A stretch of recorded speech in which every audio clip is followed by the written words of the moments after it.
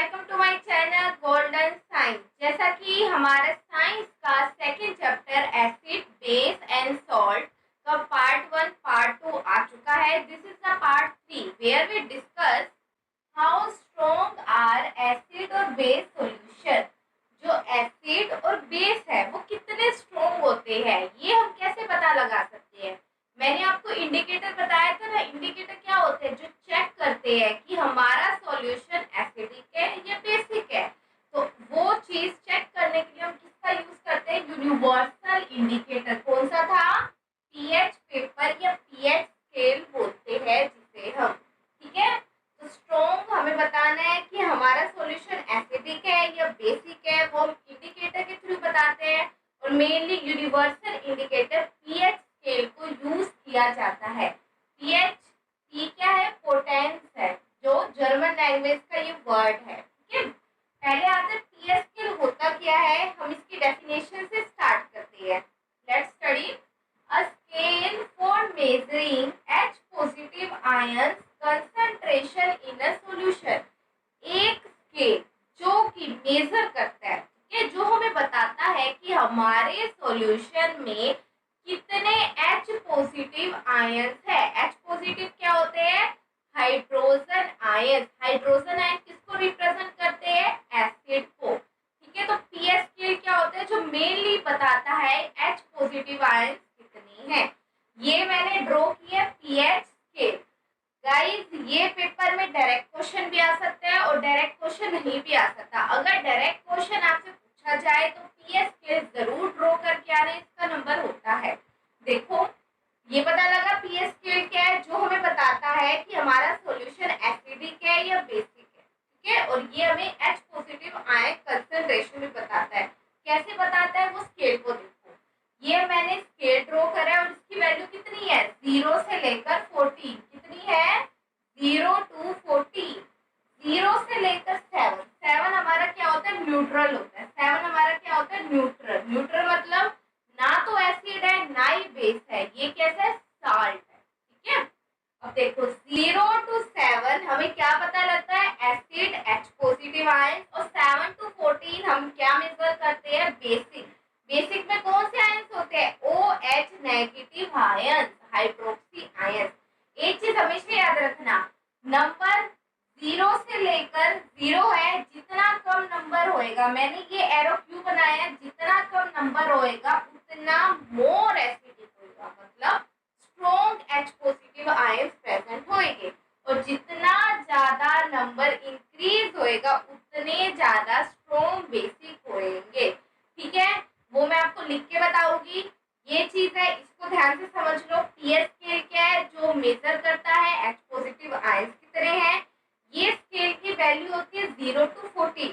0 to 7 होता है acidic, 7 to 14 होता है बेसिक। ठीक है, 0 से लेकर 7 एसिड, जो H पॉजिटिव आयंस की कंसंट्रेशन बताता है, 7 to 14 बेस। और 7 कैसा होता है? न्यूट्रल होता है। आता है स्ट्रॉन्ग एसिड। मैंने क्या कहा था? जितना नंबर कम होएगा उतना ही हमारा सॉल्यूशन स्ट्रॉन्ग एसिड होएगा। जैसे कि 0 to 3 कम है ना नंबर, तो स्ट्रॉन्ग एसिड।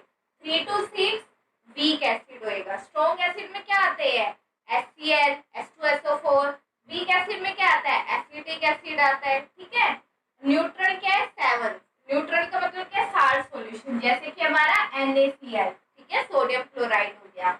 वीक बेस क्या है? 8 to 12। ठीक है, जितना नंबर थोड़ा कम होएगा वो वीक बेस है और जितना नंबर ज्यादा होएगा वो स्ट्रॉन्ग बेस है। वीक बेस क्या है? 8 to 12 एंड स्ट्रॉन्ग बेस क्या है हमारा? 12 to 14। वीक बेस क्या था? Magnesium hydroxide.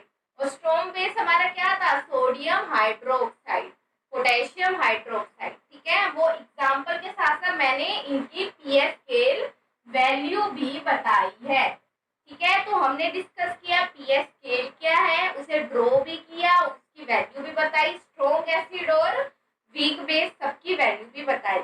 अब इसके बाद मैं आपको बताने जा रही हूँ पीएच की वैल्यू हम कैसे डिटरमाइन करते हैं। वैसे ये क्वेश्चन पेपर में नहीं आता, हरियाणा बोर्ड के पेपर में बिल्कुल भी नहीं आता, सीबीएसई में आने के चांस है। अब आता है relation between pH value and H positive ion concentration and OH negative ion concentration.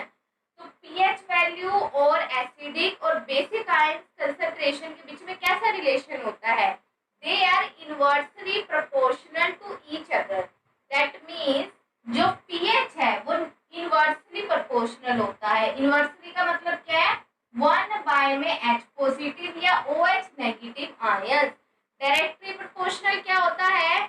अगर कोई भी चीज, जैसे पीएच है, कोई भी चीज एक चीज के डायरेक्टली प्रोपोर्शनल होती है, तो अगर पीएच बढ़ेगा तो आयंस भी बढ़ेंगे, ठीक है।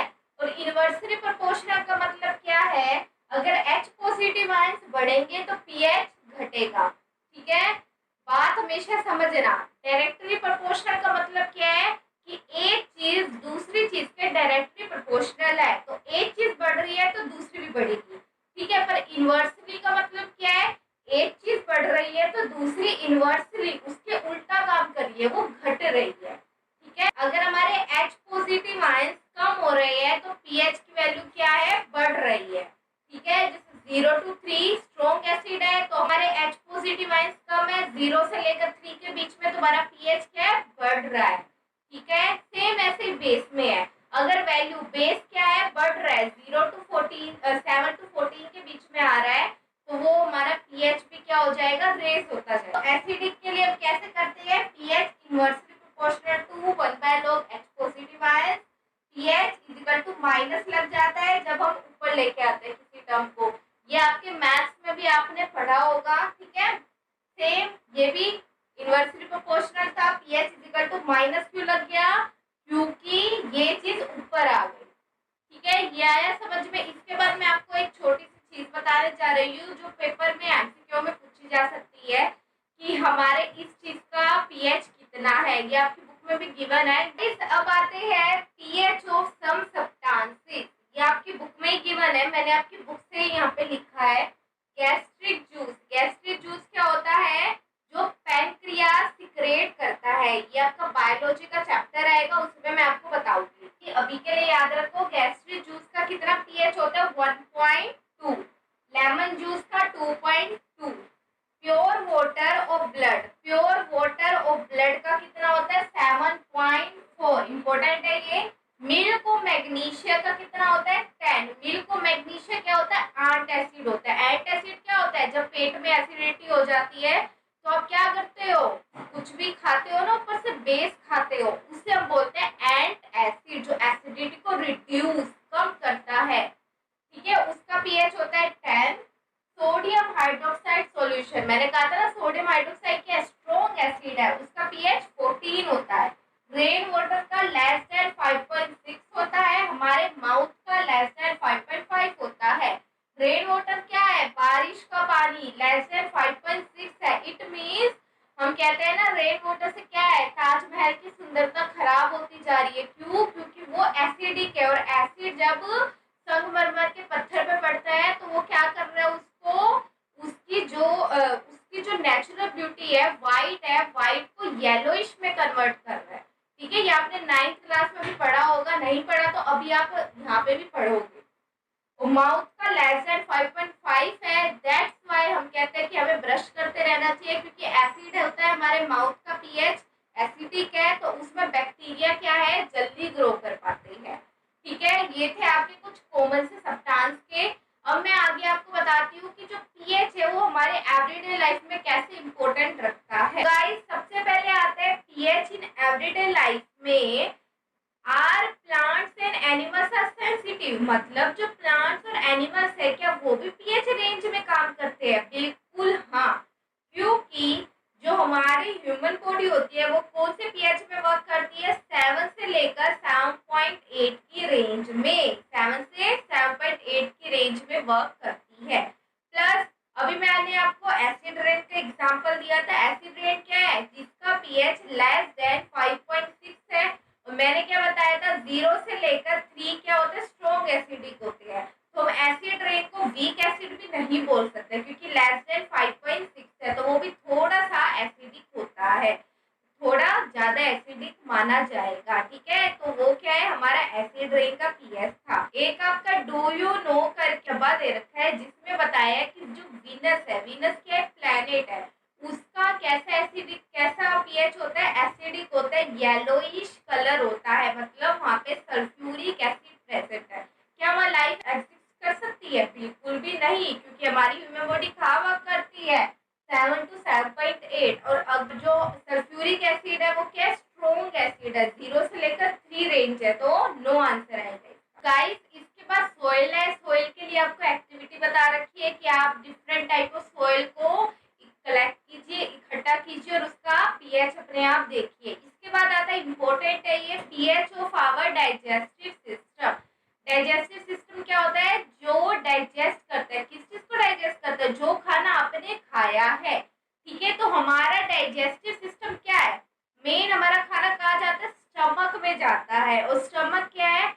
वो सबसे इम्पोर्टेंट पार्ट है, क्योंकि खाना स्टमक में जाता है और वहीं से डाइजेशन की प्रक्रिया मतलब प्रोसेस स्टार्ट हो जाती है। और हमारा स्टमक क्या करता है? प्रोड्यूस करता है hydrochloric acid. Hydrochloric acid is a strong acid, पर हमारा स्टमक क्या है? इसको प्रोड्यूस करता है ताकि हमारा खाना डाइजेस्ट हो सके। पर कभी कभी क्या हो जाता है? ड्यूरिंग इनडाइजेशन, मतलब हमारा खाना डाइजेस्ट नहीं हो पाता, तीखा ज्यादा हो गया या कुछ भी, कोई भी रीजन हो सकता है, जिस वजह से हमारा स्टमक टू मच बहुत ज्यादा HCl एसिड को रिलीज करता है। और वो जब बहुत ज्यादा HCl एसिड को रिलीज करता है तो उस वजह से हमें पेन होती है, इरिटेशन होती है, खट्टी खट्टी ढकारे आती है। उसको हम क्या बोलते हैं? एसिडिटी। दिस इज कॉल्ड, इस प्रोसेस को हम क्या बोलते हैं? एसिडिटी। ड्यूरिंग इनडाइजेशन, जब खाना डाइजेस्ट नहीं हो पाता, हमारा स्टमक प्रोड्यूस करता है too much acid that cause, जिसके कारण पेन एंड इरिटेशन, पेन होने लग जाता है, पेट में दर्द होता है, इरिटेशन होती है, खट्टी खट्टी ढकारे भी आती है, ठीक है। सर में भी दर्द हो जाता है, अगर पेट में दर्द है तो सर में अपने आप ही दर्द चला जाता है, होता है ना सबके साथ। इसको हम बोलते हैं एसिडिटी। अब इस एसिडिटी से छुटकारा पाने के लिए आप क्या करते हैं? इनो पीते हैं या बेस लेते हैं, उसको हम बोलते हैं एंट एसिड। मैं उसकी डेफिनेशन भी आपको लिख के बताती हूँ। तो गाइस अब हम पढ़ते हैं एंट एसिड। मैंने बताया था एसिडिटी क्या है? जब stomach too much acid release करता है, जिससे पेन और इरिटेशन होती है, और इसे हम बोलते हैं एसिडिटी। अब हम पढ़ते हैं आंट एसिड। आंट एसिड क्या होती है? The base which prevent the acidity और get rid of pain is called antacid. Antacid क्या है? Are the base. ये बेस ही होते हैं जिसको खाने से, जिसको लेने से एसिडिटी क्या है? प्रिवेंट होती है, बचते हैं हम एसिडिटी से, और हमें जो पेन हो रहा है गेट रीड ऑफ क्या होता है? उससे हमें आराम मिलता है, वो होता है antacid. For example milk और मैग्नीशिया। मैंने मिल्क और मैग्नीशिया जब वहाँ पे पीएच लिखा था बताया था ना। मिल्क और मैग्नीशिया क्या होता है? मैग्नीशियम हाइड्रोक्साइड होता है, माइल्ड बेस भी बोलते हैं इसे हम। माइल्ड क्यों बोला है? स्ट्रॉन्ग तो है नहीं, क्योंकि इसकी पीएच कैसी है? 10 है, ठीक है। थोड़ा वीक ही होता है और वीक ही यूज करते हैं, ज्यादा हैवी भी नहीं यूज करते। और ये मेनली आंट एसिड क्या करता है? जो न्यूट्रलाइज करता है एसिड को। या हम इसकी सेकंड डेफिनेशन ये भी लिख सकते हैं, the base which neutralize the acid is called ant acid। Guys अब हम पढ़ते हैं टूथ डिके के बारे में, ठीक है। मैंने आपको कहा था जब हमारे माउथ का पीएच लेस देन 5.5 हो जाता है, इसका मतलब क्या? हमें टूथ डिके हो गया। टूथ डिके क्या होता है? हम कहते हैं ना दांतों में कीड़ा लग गया। एक्चुअली में क्या हो जाता है? वो दांतों के बीच में एसिड ज्यादा प्रेजेंट हो जाता है, जिससे वो क्या हो जाता है? गैप बना लेता है और आपका दांत क्या है? सड़ना स्टार्ट हो जाता है। उसे हम बोलते हैं टूथ डिके। उसमें क्या होता है? हमारा पीएच कितना हो जाता है? 5.5 हो जाता है। और एक चीज याद रखना, आपके को पेपर में अगर ऐसा क्वेश्चन है, hardest substance of the body. हाँ जी, हमारी बॉडी का हार्डेस्ट सब्सटेंस होता है एनिमल। क्या होता है? एनिमल होता है। क्या होता है? ये जो ऊपर वाला हिस्सा होता है ना आपके टूथ के, ये ऊपर वाला, इसको हम बोलते हैं इनेमल। ये किससे बना होता है? कैल्शियम हाइड्रोक्सी एपेटिक से। कैल्शियम हाइड्रोक्सी एपेटिक क्या है? Crystalline form of calcium phosphate. Crystalline form होती है कैल्शियम फॉस्फेट की। जैसे कि हम खाना खाते हैं, खाना खाने के बाद क्या होता है? कुछ खाना दांतों में फंस जाता है, तो वो खाना क्या कर लेते हैं, वहाँ पे एसिड होता है हमारे माउथ का पीएच, तो उससे क्या होता है, बैक्टीरिया ग्रो होने स्टार्ट हो जाते हैं, और वो जब ग्रो होते हैं तो वो क्या है, स्पेस बना लेते हैं, ज्यादा अमाउंट में ग्रो हो जाते हैं, जिसको हम टूथ डिके बोलते हैं कि हमारे दांतों में कीड़ा लग गया, हमारे दांतों में दर्द हो रहा है। ठीक है, तो इसलिए हम कहते हैं हमें 2 टाइम ब्रश करना चाहिए, सुबह उठते ही साथ और रात को सोने से पहले, क्योंकि जितना भी आपने खाना खाया है, जो भी हमारे दांतों में फंस गया है, वो क्या है, ताकि वो सारा का सारा बाहर निकल जाए और रात को बैक्टीरिया ज्यादा ग्रो ना हो। इसलिए हमें टूथपेस्ट यूज करनी चाहिए, 2 टाइम ब्रश करना चाहिए, ये आपका डेली रूटीन होना चाहिए। तो गाइस, अब हम self defence by plants and animals पढ़ेंगे। प्लांट्स में हमारा नेटल आता है और एनिमल्स में आती है बी स्टिंग, हनी भी होती है। हनी भी होती है, जब वो हमें काट देती है तो क्या होता है, वहां पे स्वेलिंग आ जाती है और प्लस में हमें वहां पे दर्द भी होता है। क्यों? क्योंकि जैसे ही हनी बी ने हमें यहाँ पे डंक मारा, ठीक है, स्टंग किया या काटा, तो उससे क्या होता है, जो एसिड प्रोड्यूस होता है, एसिड के कारण पेन होता है, इरिटेशन होती है और वो सारा एरिया क्या हो जाता है, स्वेल हो जाता है। स्वेल मतलब सूजन आ जाती है उसमें। ठीक है, तो उससे उससे हमें बचने के लिए हम अपना तरीका क्या यूज कर सकते हैं, बेकिंग सोडा। हाँ जी, जैसे ही बी ने स्टिंग किया, हम वहां पे बेकिंग सोडा लगाए, तो क्या हो सकता है, वो सारा का सारा एरिया क्या हो सकता है, प्रिवेंट हो सकता है। ठीक है, एसिड को हम न्यूट्रलाइज कर सकते हैं, क्योंकि बेकिंग सोडा क्या होता है, बेस होता है। ऐसे ही नेटल है, नेटल भी क्या करता है, स्टंग करता है, तो हम बेकिंग सोडा यूज कर सकते हैं ताकि हम एसिड को न्यूट्रलाइज करें, पेन और इरिटेशन से बच जाए। अब है, ये चीज भी इम्पोर्टेंट है, बी स्टिंग और नेटल स्टिंग में कौन सा एसिड होता है, मिथेनोइक एसिड होता है। कौन सा, methanoic acid.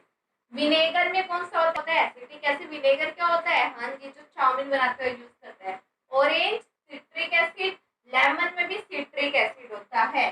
Tamarind, tartaric acid होता है। हल्दी, टमाटो और सैलिक एसिड होता है टमाटर में। कर्ड में लैक्टिक एसिड होता है दही में।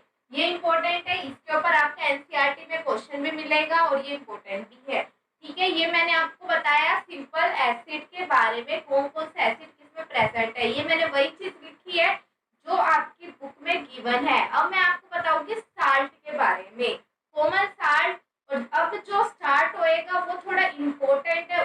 अब हम पढ़ते हैं साल्ट के बारे में। साल्ट क्या है, नमक। नमक डिफरेंट टाइप के होता है, sodium chloride, sodium nitride, sodium hydrogen sulphate. हाँ जी, न्यूट्रल साल्ट होता है, एसिडिक साल्ट भी होता है, बेसिक साल्ट भी होता है। न्यूट्रल में सोडियम क्लोराइड हो गया, एसिडिक में सोडियम हाइड्रोजन सल्फेट हो गया, बेसिक में सोडियम नाइट्रेट हो गया। ये सब साल्ट टाइप की कैटेगरी आती है। पर अब हम जो मेन चीज है उनको पढ़ते हैं। सबसे पहले आपकी कैटेगरी में आता है कॉमन साल्ट। कॉमन साल्ट क्या है, जिसको हम यूज करते हैं डाइट में। डाइट मतलब जिसको हम अपने खाने में भी यूज करते हैं। घर में जो नमक लाते हैं उसको हम बोलते हैं कॉमन साल्ट। उसका फॉर्मूला क्या होता है, सोडियम क्लोराइड। क्या होता है, सोडियम क्लोराइड। इसको हम टेबल साल्ट भी बोलते हैं। याद रखो, ये कैसे प्रिपेयर होता है, मैंने बताया था ना, न्यूट्रलाइजेशन प्रोसेस के द्वारा हम साल्ट को प्रिपेयर कर सकते हैं। हाइड्रोक्लोरिक एसिड है, उसके अंदर हमने सोडियम हाइड्रोक्साइड मिलाया, एसिड प्लस बेस क्या बनाते हैं, साल्ट प्लस में वाटर, और इस प्रोसेस को बोलते हैं न्यूट्रलाइजेशन प्रोसेस। तो कॉमन साल्ट को हम न्यूट्रलाइजेशन प्रोसेस से भी प्रिपेयर कर सकते हैं। पर कॉमन साल्ट को प्रिपेयर किया था गांधी जी ने दांडी मार्च करके। दांडी मार्च के बारे में तो आपने हिस्ट्री में भी पढ़ा होगा। गांधी जी ने क्या किया था, जब अंग्रेज आ गए थे, अंग्रेज नमक नहीं देते थे, तो गांधी जी ने अपना खुद का नमक बनाया था। कैसे, सी वाटर। सी वाटर, समुद्र का पानी कैसा होता है, नमकीन होता है, तो उसने पानी को इवेपोरेट करवा दिया था और नीचे क्या बच गए थे, व्हाइट कलर के क्रिस्टल बच गए थे, जिसको क्या बोला गया, कॉमन साल्ट, जो कि आप खाने में भी यूज करते हैं। ठीक है, तो उस टाइम पे प्रिपेयर किया था, इवेपोरेटिंग सी वाटर के थ्रू बनाया गया था। रॉक साल्ट क्या होता है, जब डिपॉजिट ऑफ साल्ट, मतलब साल्ट के बहुत सारे, अब ये नहीं है कॉमन साल्ट ही पाएगा, उसमें अलग अलग तरीके के साल्ट हो सकता है, एसिडिक, बेसिक, उससे अब हमें कॉमन साल्ट बनाना है, तो उसको हम क्या बोलते हैं, रॉक साल्ट। अगर साल्ट व्हाइट कलर का है तो वो प्योर है, और अगर वो ब्राउन कलर का है तो वो इम्प्योर है। ठीक है, ये था कॉमन साल्ट के बारे में। अब आता है हमारा second, caustic soda. Caustic soda is also called as sodium hydroxide.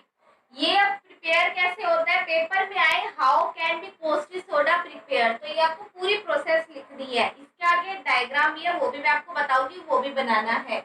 देखो प्रिपरेशन मतलब कैसे बनाया जाता है, by electrolysis of strong solution of sodium chloride called brine. या एक नंबर में भी आ सकता है व्हाट आर ब्राइन। ब्राइन क्या होता है, strong solution of sodium chloride. Sodium chloride के सॉल्यूशन को ही हम ब्राइन कहते हैं। इलेक्ट्रोलाइसिस का मतलब क्या है, जिसमें से हम इलेक्ट्रिसिटी पास कराते हैं। ठीक है, जब हम सोडियम क्लोराइड, सॉल्यूशन का मतलब क्या है, वाटर। ठीक है, सोडियम क्लोराइड प्लस वाटर दोनों में इलेक्ट्रिसिटी को पास कराएंगे तो क्या बनाएगा, सोडियम हाइड्रोक्साइड प्लस में क्लोरीन प्लस में हाइड्रोजन गैस। और इस प्रोसेस को बोलते हैं क्लोर एल्कली प्रोसेस।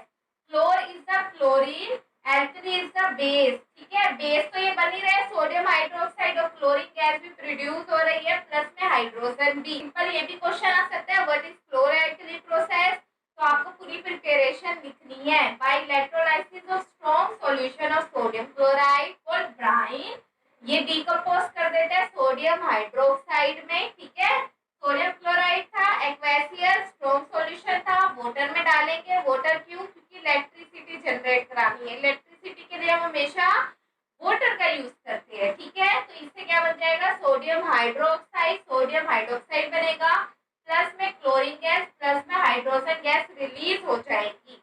और इस प्रोसेस को बोलते हैं क्लोर एल्कली प्रोसेस। अब एनोड पे क्या जाएगा, कैथोड पे क्या जाएगा, वो मैं आपको डायग्राम के थ्रू बताऊं। क्लोर एल्कली प्रोसेस का डायग्राम ये आपको पेपर में ड्रॉ पक्का करना है। देखो यहाँ से हमने, ये हमारे को क्या है, एक हमने बीकर ली है जिसमें वाटर डाला हुआ है। एक एनोड है, एनोड क्या होता है, पॉजिटिव। कैथोड क्या होता है, नेगेटिव। आपको पता है, हमेशा याद रखना, एनोड पे क्या जाते हैं, नेगेटिव आयन, कटायन जाते हैं। ठीक है, और कैथोड नेगेटिव है, इस पे क्या आते हैं, अनायन, पॉजिटिव आयन जाते हैं। ठीक है, पॉजिटिव पे नेगेटिव आयंस जाएंगे और नेगेटिव पे पॉजिटिव आयंस जाएंगे, हमेशा याद रखना। ठीक है, यहाँ से हमने क्या डाला, सोडियम क्लोराइड, ब्राइन सॉल्यूशन डाला।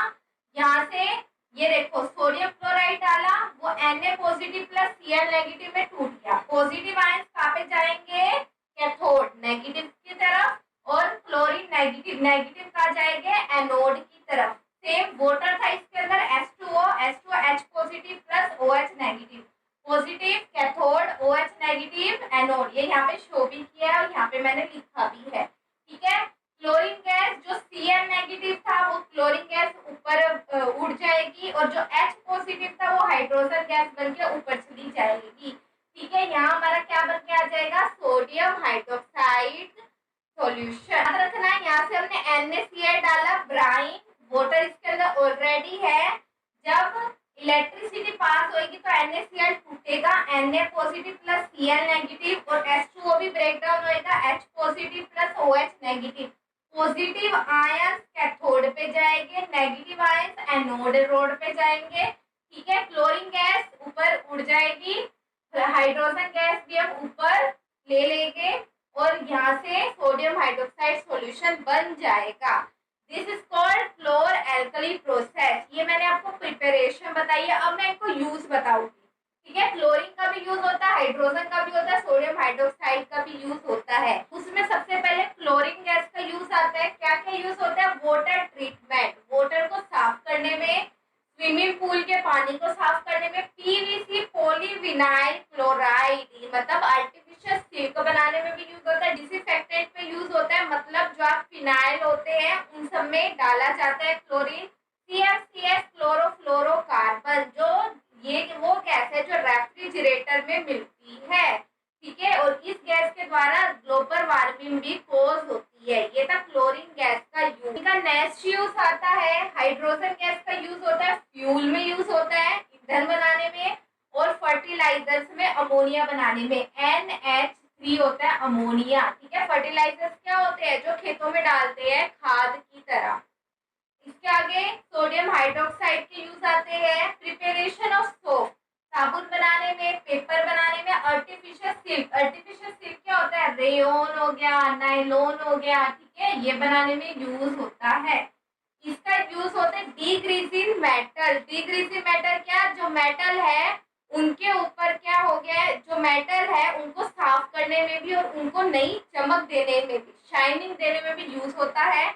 और डिटर्जेंट बनाने में भी यूज होता है, सोडा लाइन में भी, और हम इसका लेबोरेटरी रिएजेंट में भी यूज करते हैं। ठीक है, ये मैंने आपको बताया था कॉस्टिक सोडा की प्रिपरेशन और पूरा उसका मेथड बताया है, रिएक्शन बताई है। अब मैंने इसके यूज बताए हैं। आगे कुछ और भी है जो अभी बच गए हैं, जो मैं अपने पार्ट 4 में आपको बताऊंगी। तो गाइस, अगर अभी कोई क्वेरी रह गई है तो उसे कमेंट में जरूर बताना। और अगर मेरी वीडियो आपको अच्छी लगी उसे लाइक जरूर करना। सब्सक्राइब अगर अभी तक नहीं किया तो करो, किस बात की देरी है। और उसे शेयर जरूर करना अपने फ्रेंड सर्कल में, जल्दी से शेयर कर दो। 10th class, this is a billion chance for you. तो इस चांस को मत गवाओ, अभी के अभी शेयर कर दो, लाइक कर दो, सब्सक्राइब कर दो। और जो क्वेरी है कमेंट में बताया करो मुझे, ताकि मैं वहां पे आपको सोल्व करके दूं। तो guys, stay home, stay safe, पढ़ते रहो और साइंस को सीरियसली पढ़ो।